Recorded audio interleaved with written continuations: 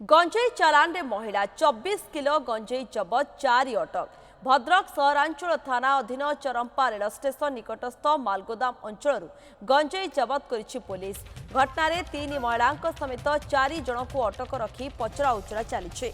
Bhadrak police रो special squad चोरा गंजेई कारबार उपरे रेड करिछि। এই চোরা গঞ্জেই কারবারে আউ কেউমানে সম্পৃক্ত রয়েছেন্তি সেমানଙ୍କ সম্পর্করে খোলতাড় আরম্ভ হয়েছে।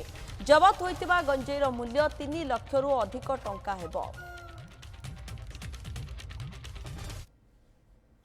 आज आम सका आम पेट्रोल ड्यूटी थी समय सडनली खबर पाइलु जे गोटे अटोरे आपणकर 4 जन लोक 3 जन स्त्री लोक गोटे जेंट्स लोक तिहिडी आपणकर आसचंती रेलवे स्टेशन को आसुचंती एवं से माने चेन्नई जिबे गंजेई किछि नेकी आपणकर चेन्नई जिबे दिन 3:30 बेले पाखापाखि 3:30 बेले आम एक्जिक्यूटिव मजिस्ट्रेट प्रेजेन्स रे उक्त 3 जन स्त्री लोक एवं जड़े पुरुष लोक को अटक रखिलु एवं तांको पाखरु नियर अबाउट 24 किलो गंजेई आम जबत कलु। आउ जो तांको पचरा उचरा कलापर जना पड़ा जे से माने नंदपुर